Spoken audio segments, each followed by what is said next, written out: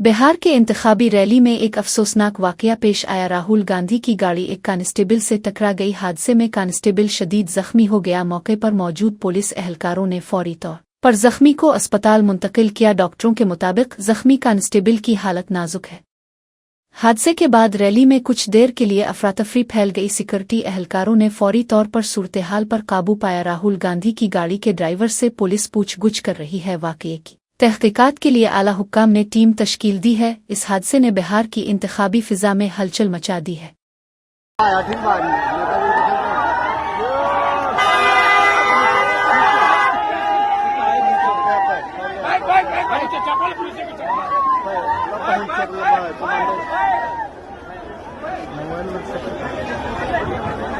टूट गया होगा 100%। गाड़ी चल गया तो टूट गया।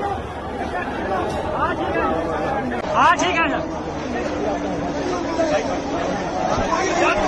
यही होगा ना।